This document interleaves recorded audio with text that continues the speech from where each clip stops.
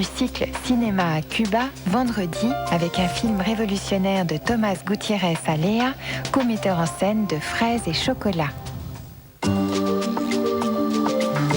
de suite, Une nuit avec le diable, signé Marcel Carné et Jacques Prévert. Après la BBC, il débarque sur Arte. Vive la France! Antoine Decaune, l'homme qui parle plus vite que son ombre, et Jean-Paul Gaultier, le couturier qui porte des kilts, vous présentent Eurotrash, l'émission culte des années 90. Sexe. Ok. Un déballage d'idées bizarres, d'obsessions hardcore et de kitsch flamboyant Hotspot. que vous allez adorer. We have seen you. Succombez à l'actualité frappadingue d'Eurotrash tous les vendredis après minuit sur Arte. Lundi, soirée cinéma. Déblayage et reconstruction tout d'abord dans l'Allemagne de 1945. Une fresque sur le retour de la paix et le redémarrage d'un pays. Un amour d'après-guerre, lundi à 20h40. Puis, désir et résistance.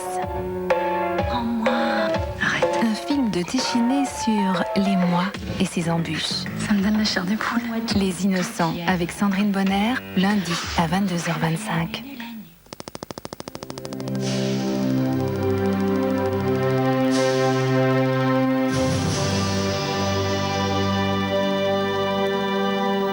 Ce soir, Arte vous propose Les Visiteurs du soir de Marcel Carné.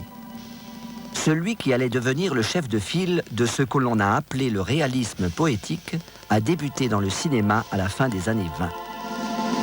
Il est d'abord assistant caméraman, puis réalisateur de bandes publicitaires. En 1930, il est l'assistant de René Clair sur le premier film parlant du cinéma français, Sous les toits de Paris. Il enchaîne aux côtés de Jacques Feder, qu'il assistera jusqu'en 1935. L'année suivante, il réalise son premier long métrage, Jenny. Il fait appel à Jacques Prévert pour les dialogues. C'est le début du tandem Carné-Prévert, qui, durant 10 ans, donnera naissance à quelques chefs-d'œuvre, parmi lesquels Quai des Brumes, Les Enfants du Paradis et Les Visiteurs du soir. Pour ce dernier film, qu'il tourne en 1942, Carné doit faire face à toutes sortes de problèmes liés à l'occupation. D'abord, fidèle à ses collaborateurs, il désire travailler avec Alexandre Troner pour les décors et Joseph Cosma pour la musique. Comme tous deux sont juifs, ils se sont exilés sur la Côte d'Azur et subissent un décret de Vichy, leur interdisant d'occuper un poste important sur un film.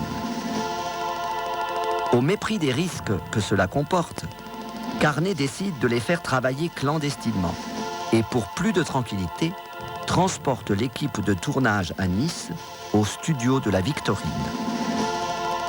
À propos du tournage, Marcel Carné rapporte une anecdote caractéristique de cette période de restrictions alimentaires. À peine avait-on posé une coupe d'étain surmontée d'une pyramide de fruits que ceux-ci disparaissaient à vue d'œil. Les assistants avaient beau ordonner aux figurants d'attendre le moment de la prise de vue, rien n'y faisait. Il fallut piquer au phénol un à un tous les fruits afin d'éviter qu'ils ne disparaissent. Bonne soirée sur Arte.